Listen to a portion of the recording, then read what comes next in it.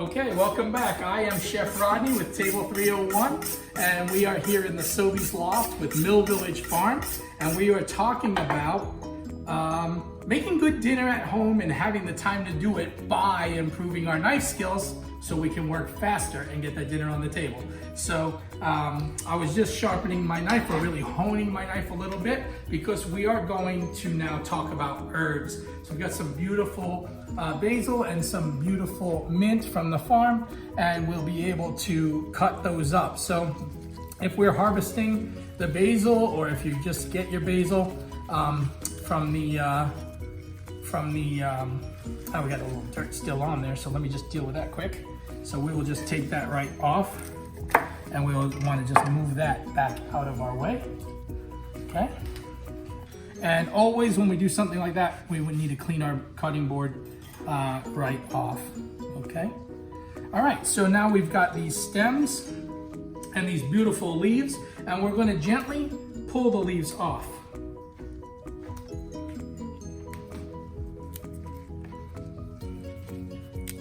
I love the fact that when you're working with herbs, as soon as you just start to pull on them or push on them or do anything to them, you start to really smell that awesome smell coming out of them. And basil just reminds me of summer like crazy. I love it. All right. So that'll give us enough to work with to talk about the cuts. So I'll just stick those back in here in our trusty terrarium there. All right, now, the cut of basil that we probably use the most often is called chiffonade. And chiffonade is to leafy greens what julienne is to other shaped vegetables, okay? So it's, in other words, strips, okay? It's also a very nice way to cut the leaves so that they don't get bruised and just beat up, okay? If we were to just take our knife and start whacking away at the basil, we're going to turn all the edges of it black, and it's just not going to give its best flavor or its best color to us. So what I do is I don't actually roll them up. Like a long time ago, we used to always say, oh, you just take them and you roll them up. But when you roll them up, you're sort of beating them up already just doing that. So we don't really do that. We just lay them down. You can do it with one leaf at a time, or you can stack them the way I do. And then same principle as others. I hold my knife by pinching it here. And I use my chef knife for this because that rocking we were talking about really comes into play when you're doing delicate work so close to your cutting board especially. So chiffonade. We want them all to be the same size. If it's extremely important to you that they're exactly right, then you might take that first cut and remove it. That's not very important to me for the things we do or most of the cooking that I care to do. But now we've got a nice straight line to start with, and we just simply, gently, with a very sharp knife, go through our basil. And nice and thin. Okay, but this whole time I'm holding my basil gently, firmly enough to not let it move. It can't just move all around.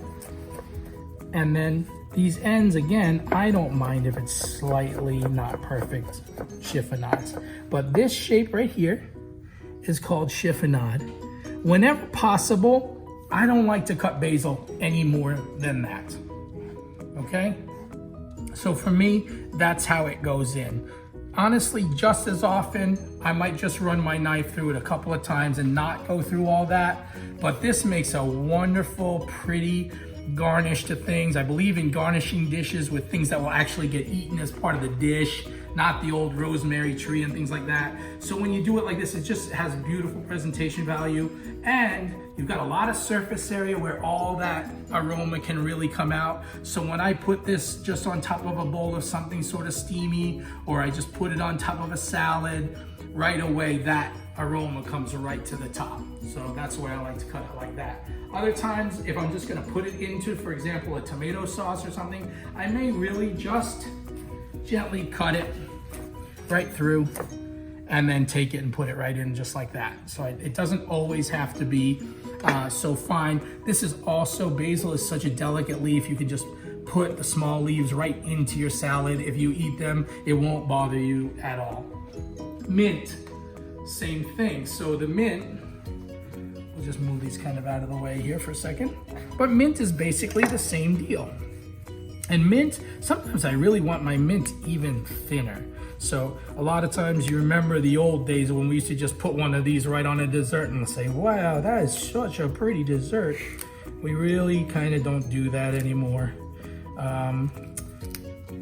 And we will really do the same thing. So we'll take these leaves, lay them nice and flat. And if you're having trouble holding them flat, kind of flip them upside down, because that'll help you press them right from the middle and press them flat to the board. And then same thing, just gently run your knife right through them. And I can make these so fine that somebody thinks they got a hair in their thing. So I'm not saying if you come to a restaurant and try to say it's a hair, I'm going to say, no, it's mint. That's not really true. That's not a thing. All right, and there you go. Chiffonade, fresh mint, and it already smells really nice in here with the basil and the mint. It smells like we're either doing something almost Asian-y, if I throw some cilantro in there too, or we're doing something very Mediterranean, and we've got some beautiful aromas going on. So that's chiffonade, and when you come back, we're gonna show you something special.